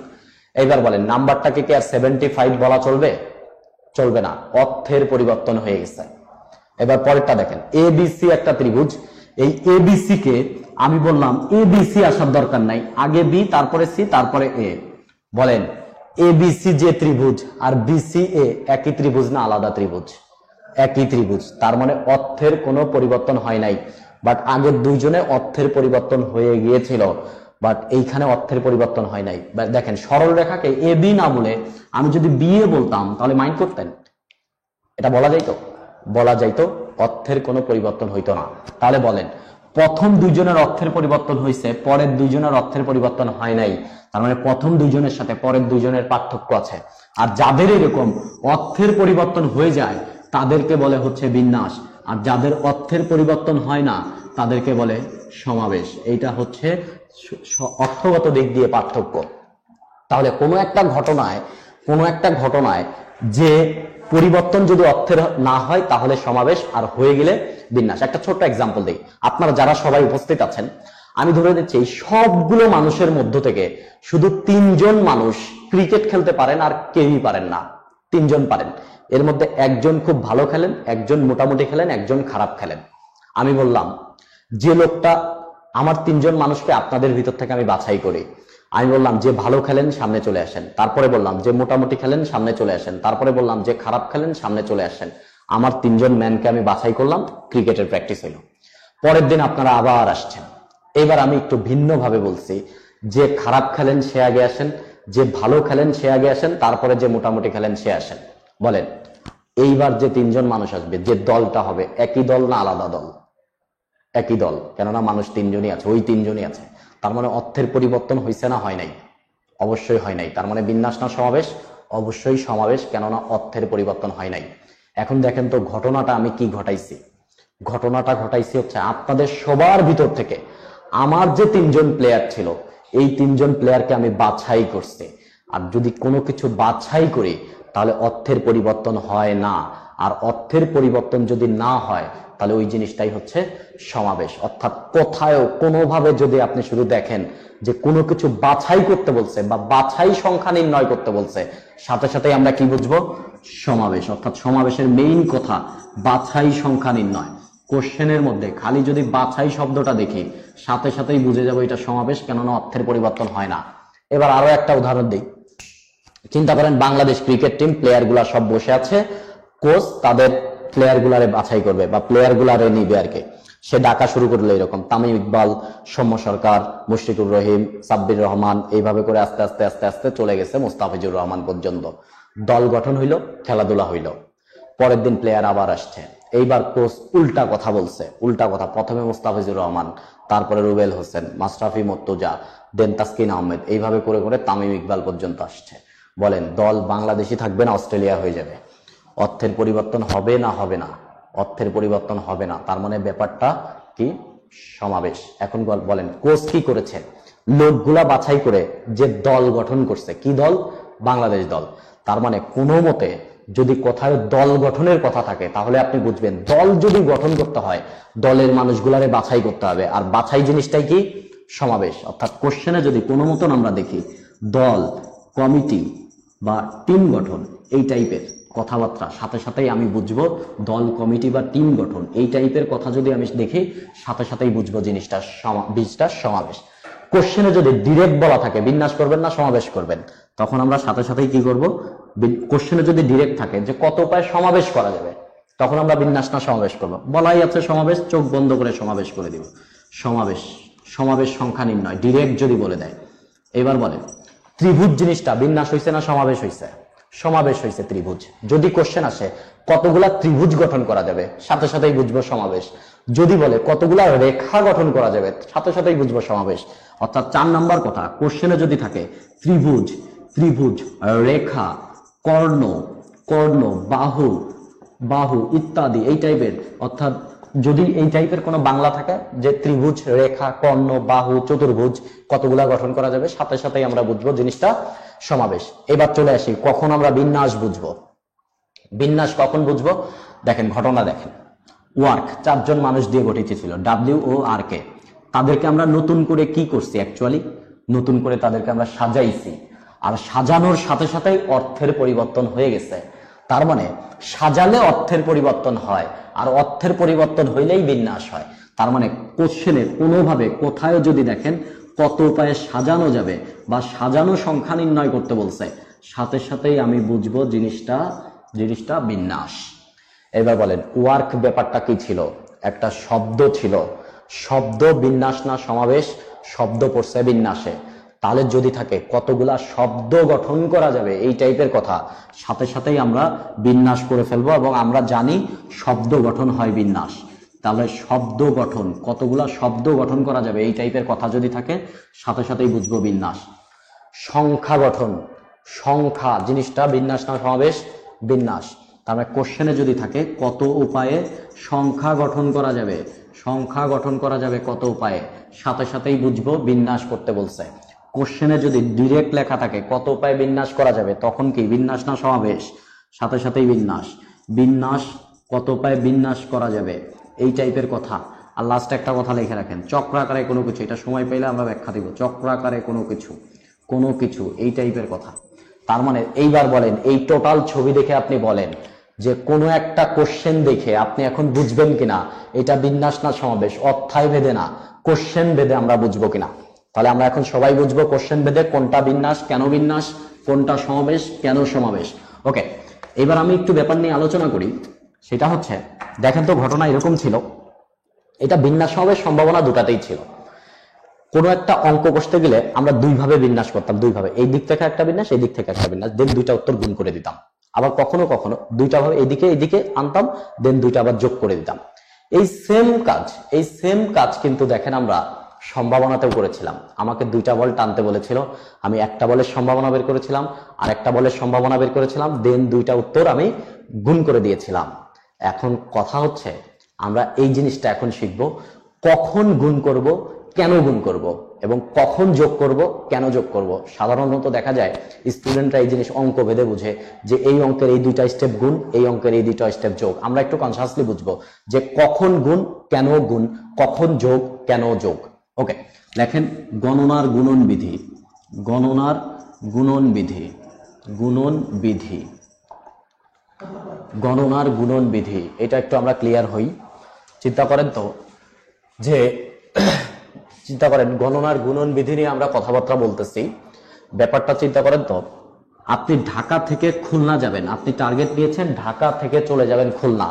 তাহলে বলেন আমাদের টার্গেট কি? ঢাকা থেকে খুলনা চলে যাব, ঢাকা থেকে খুলনা চলে যাব। তাহলে আমার মোট কাজ ঢাকা থেকে আমরা খুলনা যাব। চিন্তা করেন আপনি ঢাকা থেকে ডিরেক্ট খুলনা যান নাই, ঢাকা থেকে আগে ফরিদপুর গিয়েছেন আপনি, কেননা ভাইয়ার সাথে দেখা করে যাবেন, এইভাবে আপনি ফরিদপুর আগে গিয়েছেন। বলেন তো ঢাকা থেকে আপনি ফরিদপুর গিয়েছেন, আপনার কাজ কমপ্লিট হয়েছে? কাজ কমপ্লিট হয় নাই, কেননা আপনার মোট কাজ ঢাকা থেকে আপনি খুলনা যাবেন, আপনি ঢাকা থেকে ফরিদপুর গিয়েছেন, কাজ কমপ্লিট হয় নাই, তার মানে এটা একটা অসম্পূর্ণ কাজ। আবার শুধু চিন্তা করেন তো আপনি ফরিদপুর থেকে খুলনা গেছেন, ফরিদপুর থেকে খুলনা, আপনার কাজ কমপ্লিট হয়েছে? সো কাজ কমপ্লিট হয় নাই, তার মানে এইটাও একটা অসম্পূর্ণ কাজ। তার মানে আমাদের অসম্পূর্ণ কাজ আছে কয়টা? দুইটা। এবার দেখেন তো আপনি ঢাকা থেকে ফরিদপুর গেলেন, দেন ফরিদপুর থেকে খুলনা গেলেন, আপনার কাজ কমপ্লিট হয়ে গেছে কিনা? সো কাজ কমপ্লিট হয়ে গেছে। তার মানে দুইটা অসম্পূর্ণ কাজ মিলায় একটা সম্পূর্ণ কাজ। ওকে, এইবার দেখেন আমি ঢাকা থেকে ফরিদপুর যাওয়ার জন্য চিন্তা করেন আপনার আকাশ পথে একটা রাস্তা আছে, পাতাল পথে একটা রাস্তা আছে। তাহলে বলেন তো প্রথম অসম্পূর্ণ কাজ করার জন্য আপনার হাতে উপায় আছে কয়টা? দুইটা উপায়, একটা আকাশ পথ আর একটা পাতাল পথ। সো দুই উপায়ে করতে পারি আমি। দ্বিতীয়, ফরিদপুর থেকে খুলনা যাওয়ার জন্য আপনার হাতে ধরেন আকাশ পথে একটা আছে, নদী পথে একটা আছে, পাতাল পথে একটা আছে। আপনার কোশ্চেন দ্বিতীয় অসম্পূর্ণ কাজ আপনি কত উপায়ে করতে পারবেন? 3 উপায়ে। বলেন তো মোট কাজটা করার জন্য আপনার হাতে রাস্তা আছে কয়টা? অর্থাৎ ঢাকা থেকে খুলনা যাওয়ার জন্য আপনার হাতে রাস্তা আছে কয়টা? একটু খেয়াল করেন। আমি যদি আকাশ দিয়ে যাই 3টা রাস্তা, পাতাল দিয়ে যাই 3টা রাস্তা, মোট কয়টা রাস্তা? 6টা রাস্তা। বলেন তো 2 আর 3 যোগ না গুণ? 2 আর 3 গুণ, গুণ করলে 6। তার মানে দুইটা অসম্পূর্ণ কাজের ফলাফল আমরা গুণ করেছি, পেয়েছি সম্পূর্ণ কাজ। তার মানে আমরা শিখলাম অসম্পূর্ণ কাজের ফলাফল পরস্পর গুণ হয়। কথা বুঝেন? আপনাকে বলছে 10 জন মানুষকে বিন্যাস করতে, তাহলে আমাদের মোট কাজ কয়জনকে বিন্যাস করা? 10 জনকে বিন্যাস করা। আপনি এই জায়গা 6 জনের বিন্যাস করছেন, কাজ কমপ্লিট? কমপ্লিট হয় নাই। এইখানে আপনি 4 জনের বিন্যাস করছেন, এই জায়গায় কাজ কমপ্লিট? কমপ্লিট হয় নাই। দুইটা মিলায় কমপ্লিট, 6 আর 4 10 কমপ্লিট। সো এই দুইটা উত্তর গুণ করতে হবে। বলেন আপনাকে বলছে একটা শব্দের বিন্যাস করতে, আপনি প্রথমে শুধু স্বরবর্ণ কয়টার বিন্যাস করছেন, কাজ কমপ্লিট? কমপ্লিট না। আপনি এখানে শুধু ব্যঞ্জন বর্ণের বিন্যাস করছেন, এই জায়গাও কমপ্লিট না। বলেন স্বরবর্ণ ব্যঞ্জন বর্ণ মিলায় কমপ্লিট, তার মানে দুইটা কি হবে? গুণ হবে। আপনাকে সম্ভাবনাতে চিন্তা করেন, আপনাকে বলছে একটা বাক্স থেকে 2টা বল টানতে, আপনি প্রথমে একটা বল টানছেন, কাজ কমপ্লিট? একটা বল কমপ্লিট না, কারণ আপনার মোট 2টা বল টানা। এইখানে একটা টানছেন, এই জায়গাও কাজ কমপ্লিট হয় নাই, বা দুইটা মিলায় কমপ্লিট হয়ে গেছে, তার মানে গুণ। অসম্পূর্ণ কাজ থাকলেই আমরা গুণ করে ফেলবো। এবার দেখেন, এবার গণনার যোজন বিধি, এটা হচ্ছে যোজন বিধি। যোজন বিধি যে কখন আমরা যোগ করব। এবার চিন্তা করেন আপনি ঢাকা থেকে ডিরেক্ট খুলনা চলে গেলেন, ঢাকা থেকে ডিরেক্ট খুলনা। মনে করেন আকাশ পথে আপনার হাতে 2টা রাস্তা আছে, পাতাল পথে আপনার হাতে 3টা রাস্তা আছে। বলেন তো যে কোনো রাস্তা দিয়ে যদি আপনি আগান, যে কোনো রাস্তা দিয়ে যদি আপনি আগান, আপনার কাজ কমপ্লিট হয়ে যাবে কিনা? তার মানে প্রতিটা কাজ সম্পূর্ণ কাজ, প্রতিটা কাজ সম্পূর্ণ কাজ। এবার বলেন ঢাকা থেকে খুলনা যাওয়ার জন্য আপনার হাতে মোট রাস্তা আছে কয়টা? উত্তর হলেন 5টা। 2 যোগ 3, বলেন যোগ করেছি না গুণ করেছি? যোগ করেছি, কেননা সম্পূর্ণ কাজের ফলাফল আমরা বুঝলাম, সম্পূর্ণ কাজের ফলাফল পরস্পর যোগ হয়। অর্থাৎ কোথায়ও যদি দেখি কাজ সম্পূর্ণ হয়ে গেছে, সাথে সাথে যোগ করে দিব। কথা বুঝেন? আমার এর মধ্যে 4 জন মানুষ আছে, এর মধ্যে 4 জন মানুষ আছে, আর এইখানে মনে করেন 6 জন মানুষ আছে। প্রথম ঘরের মধ্যে আছে 4 জন, পরের ঘরের মধ্যে আছে 6 জন। আপনাকে বলছি 4 জন মানুষকে আপনি বাছাই করবেন, 4 জন মানুষ। তাহলে মোট কাজ কয়জন রে বাছাই করা? মোট কাজ 4 জন রে বাছাই করা।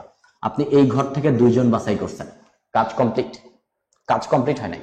এই ঘর থেকে 2 জন বাছাই করছেন, এই জায়গা কমপ্লিট হয়েছে? এটাও হয় নাই। দেখেন তো দুইটা মিলায়া কমপ্লিট কিনা? 2 আর 2, সো এরা গুণ হবে, অসম্পূর্ণ কাজ। আবার একটা চিন্তা করেন তো আপনি এইখান থেকে 1 জন নিয়েছেন, কাজ কমপ্লিট?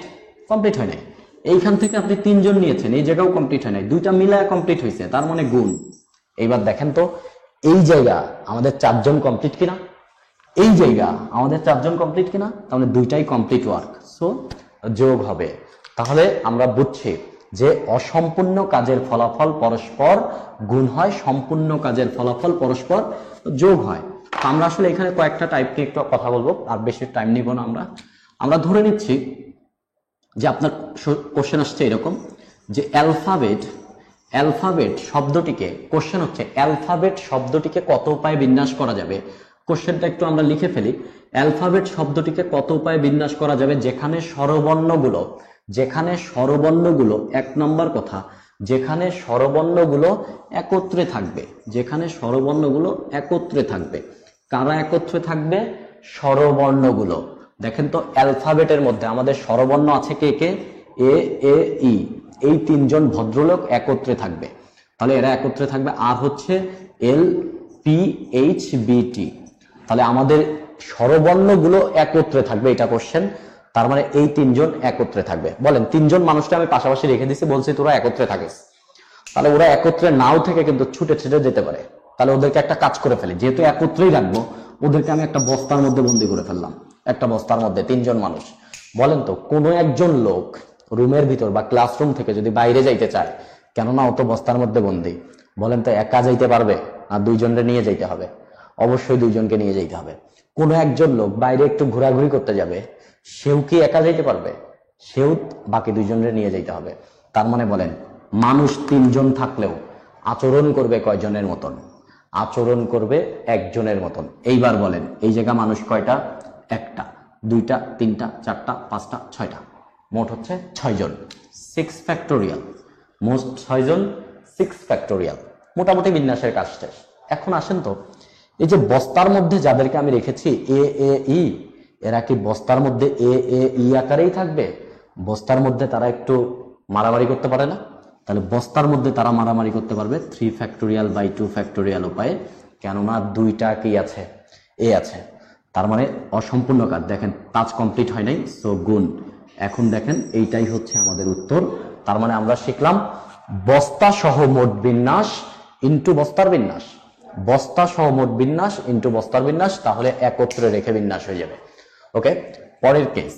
পরের কেস এটা সবাই ক্লিয়ার মেবি, আমি ধরে নিচ্ছি। পরেরটা কোশ্চেন হচ্ছে, অ্যালফাবেটকে কত উপায়ে বিন্যাস করা যাবে? অ্যালফাবেটকে কত উপায়ে বিন্যাস করা যাবে যেখানে স্বরবর্ণগুলো পাশাপাশি বসবে না? পাশাপাশি বা যে কোনো দুটি পাশাপাশি বসবে না। কোশ্চেন হচ্ছে যে কোনো দুটি পাশাপাশি বসবে না। তাহলে কারা পাশাপাশি বসবে না? এ, এ, ই, এরা পাশাপাশি বসবে না। তাহলে একটু চিন্তা করেন তো, আপনি একটা বেঞ্চে আপনারা 4 জন বসে আছেন, 4 জন বসে আছেন, বসে আপনি ক্লাসে বসে আছেন।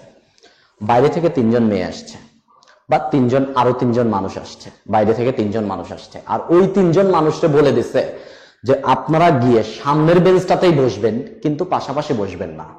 তাহলে বলেন, ওরা তো 4 জন আগে বসেই ছিল, এই 4 জন তো 4 সিটে বসেই ছিল, পরে আরো আসছে 3 জন, আর এই 3 জনকে বলছে আপনারা গিয়ে এই বেঞ্চটাতেও বসবেন, কিন্তু পাশাপাশি বসবেন না। তাহলে আপনি বলেন তো ওই 3 জন এসে কি করবে? 3 জন এসে অবশ্যই এই গ্যাপে গ্যাপে বসবে, বা এই পাশেও বসতে পারে, এই পাশেও বসতে পারে। তার মানে যাদের উপর শর্ত আরোপ করা তারা এসে গ্যাপে গ্যাপে বসবে। এইবার কথা বুঝেন, শর্ত আরোপ করা ছিল 3 জনের উপর, ওরা আগে আসছে না পরে আসছে? কারণ ওরা পরে আসছে, ওরা পরে আসবে, এসে গ্যাপে গ্যাপে বসবে। এই হচ্ছে আমাদের কথা, ওরা পরে আসবে, এসে গ্যাপে গ্যাপে বসবে। তাহলে আমাদের শর্ত আরোপ করা ছিল এ, এ, ই, এই 3 ভাইটার উপর শর্ত আরোপ করা। বাকি আছে আরো 5 জন। এই 5 জনকে আমি 5টা সিটে আগে বসিয়ে নিই, 5টা সিটে বসিয়ে নিই, 5টা সিটে বসিয়ে নিলাম 5 ফ্যাক্টোরিয়াল উপায়। এইবার দেখেন গ্যাপ তৈরি হয়েছে কয়টা? কেননা পাশাপাশি বসবে না, সো গ্যাপে গ্যাপে বসবে। গ্যাপ তৈরি হয়েছে 1টা, 2টা, 3টা, 4টা, এই পাশে একটা, 5টা, এই পাশে একটা, 6টা।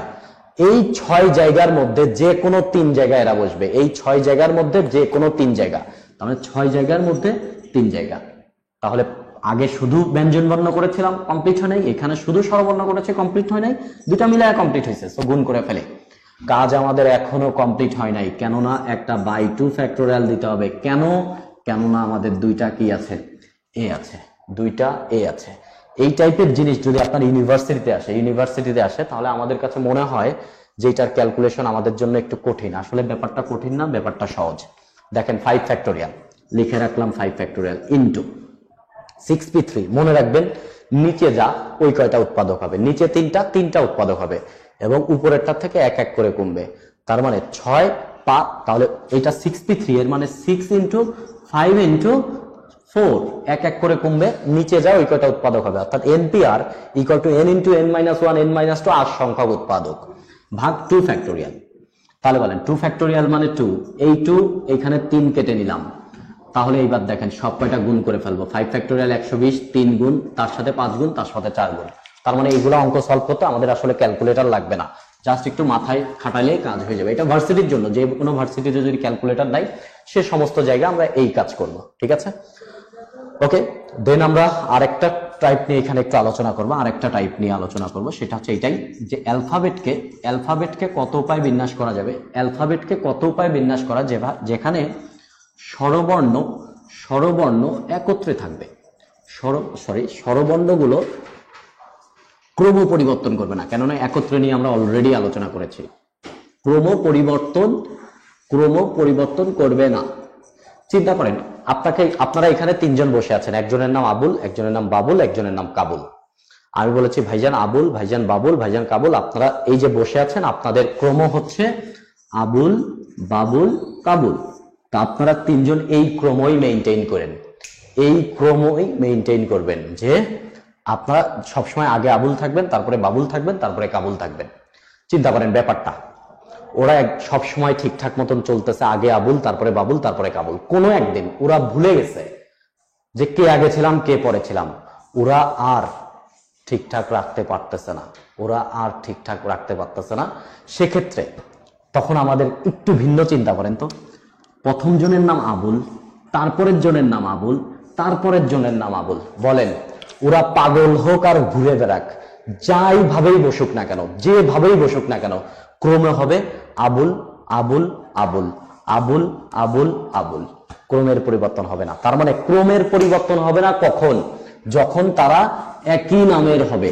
তার মানে যারা ক্রম পরিবর্তন করবে না তাদের জোর করে আমি একই নাম দিব, কারা ক্রম পরিবর্তন করবে না? এ ই, এরা ক্রম পরিবর্তন করবে না।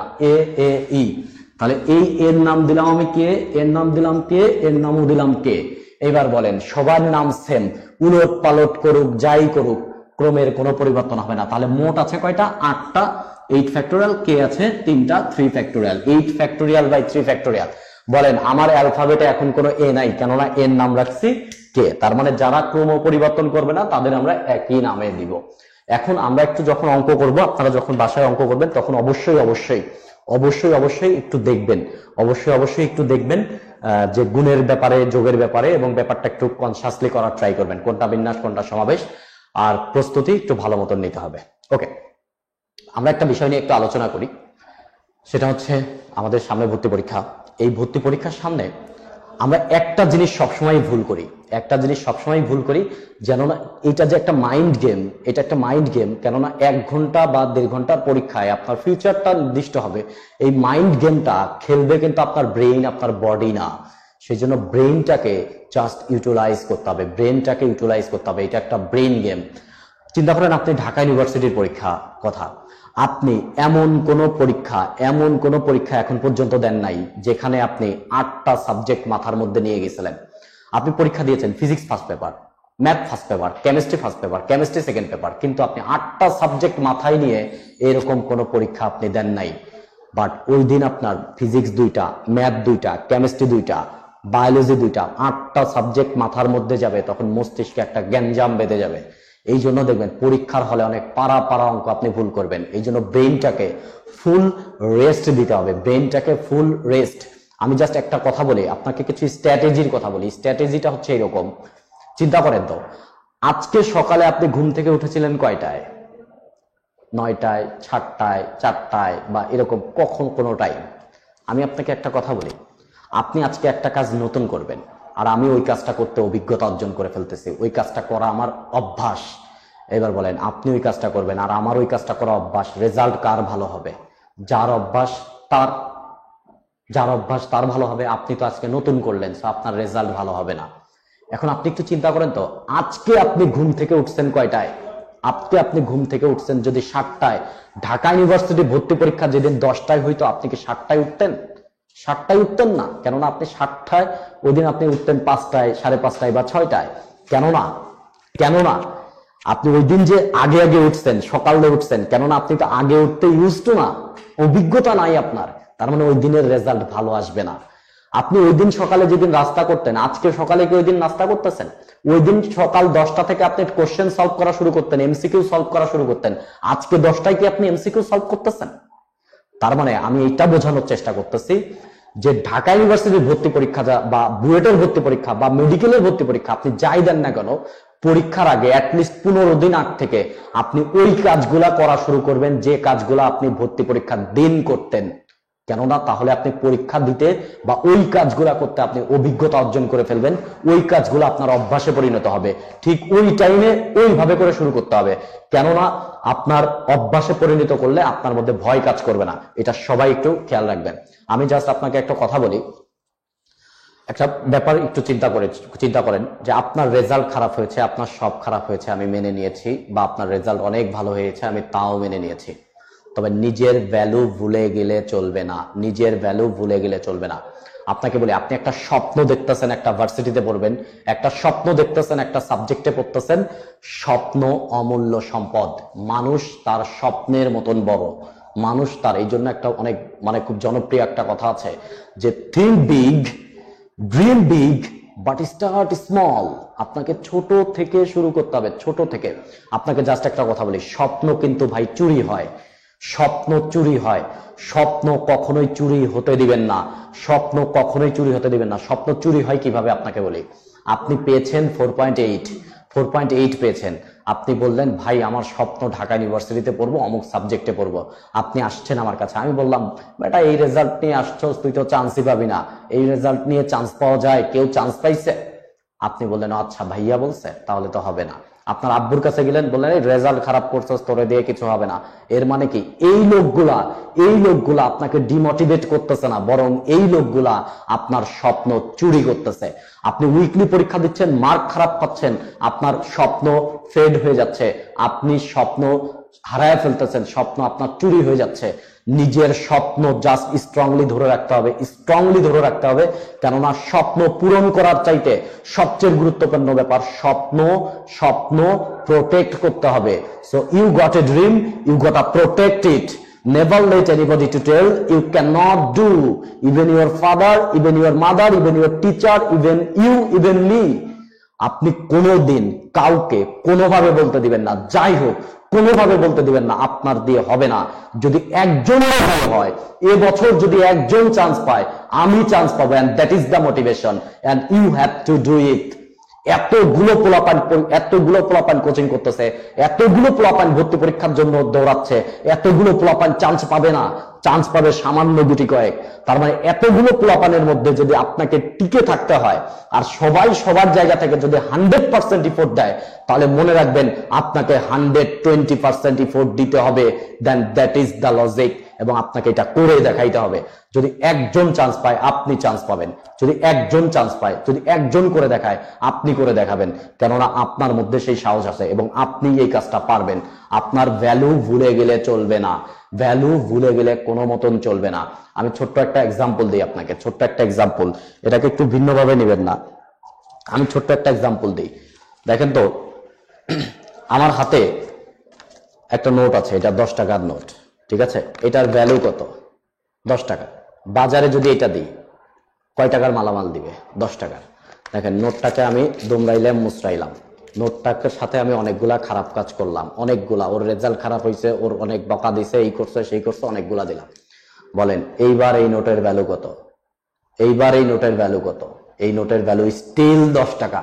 সো আপনার সাথে যাই হোক, নিজের ভ্যালু ভুলে গেলে চলবে না, নিজের ভ্যালু ভুলে গেলে চলবে না। যদি খেলতেই হয় তাহলে স্টেজে খেলা দেখাবো, এবং এর জন্য যা করা দরকার আমি তাই করব। স্বপ্ন অমূল্য সম্পদ, স্বপ্নটারে ধরে রাখতে হবে ভাই। এই যে আব্দুল কালাম আজাদ, এপিজে আব্দুল কালাম আজাদের একটা কথা খুব আমার ভাল লাগে, সে সবসময় বলতে একটা কথা যে সপনা ও হতা নেই দোস্ত যে শুনে মে দেখতে, সপনা ও হতি হে যে শুনে না দে। স্বপ্ন ওইটা না যেটা আপনি ঘুমায়া দেখেন, স্বপ্ন ওইটাই যেটা আপনাকে ঘুমোতে দেয় না। আজ বুয়েটে ভর্তি হওয়ার চিন্তায়, আজ মেডিকেলে ভর্তি হওয়ার চিন্তায়, আজ ঢাকা ইউনিভার্সিটিতে ভর্তি হওয়ার চিন্তায়, যদি এমন কখনো হয় আপনি রাতে ঘুমাইতে পারতেছেন না, আপনার শরীর যন্ত্রণা করতেছে, তাহলে বুঝবেন এটা আপনার স্বপ্ন।